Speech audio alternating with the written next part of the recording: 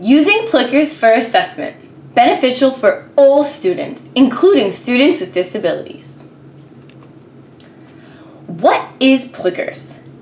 Plickers is a powerful, simple tool that lets teachers collect real-time formative assessment data without the need for student devices.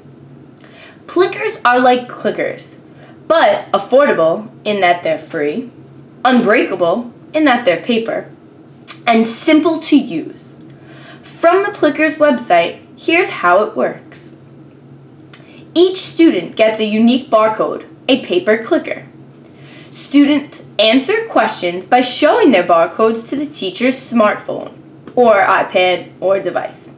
The teacher gets a real-time bar graph and the data is stored individually by student.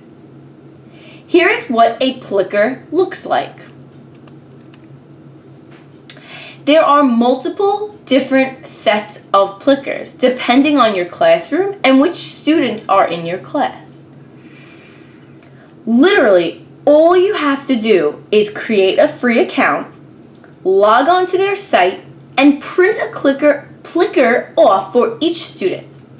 Plickers are numbered, which makes it easy to assign one to each student in your class. Easy peasy, right?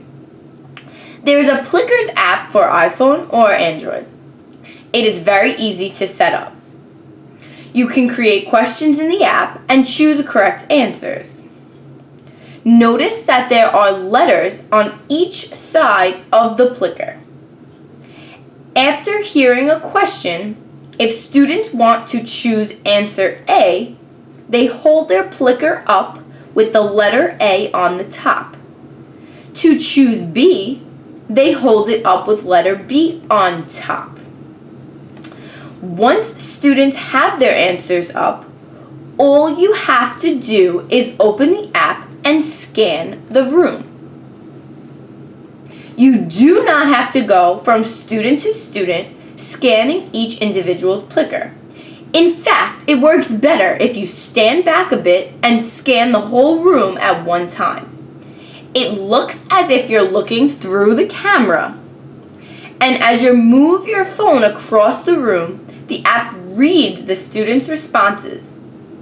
You can tell when the app has registered each response because a little icon pops up right above the student's Plicker.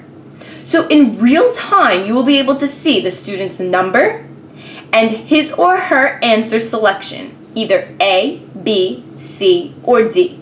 This whole process takes no more than 10 seconds to do. This number also indicates how many students' responses have been scanned. Green, they were correct. Red, they were incorrect. Or gray, they didn't answer yet at all. Or you didn't receive their answer at all. But wait, there's even more. The students' answers are automatically transformed into a real-time bar graph or grid. You can see who has answered correctly or incorrectly.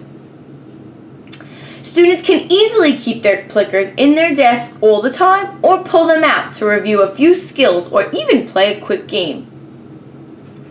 Once you have created your account, you click on Classes and add a class. You name it and assign it to a grade, content, and you color code it.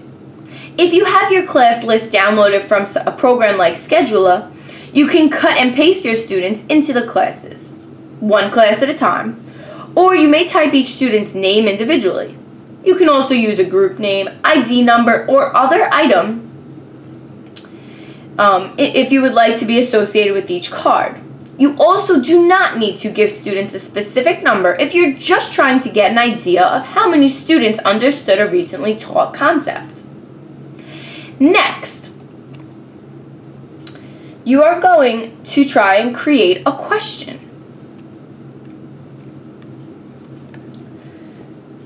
Click on Library in order to create a question.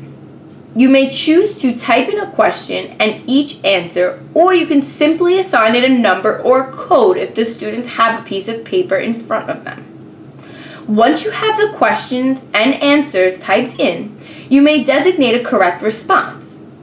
If you are using the question as a poll, then you do not need to have a correct response. Also, you do not need to type in the answers. They are automatically designated A, B, C, or D. That's it. You can either have the questions in your PowerPoint, or you can go to the Plickers website and display the questions. If you are on the Plickers website, click Live View, and whichever question you have displayed on your screen will show up on the computer screen. On your device will be on your computer screen. There are options for displaying the responses on the screen. You can show participation, which answer was chosen, or you can display responses as a graph. You do not need to display the responses at all. You can hide panel. You may choose to keep the information for yourself or your co-teacher, or use it to guide your instruction. When you are teaching, have your iPad or phone, tablet, Android phone open to the app. Choose the question you are covering.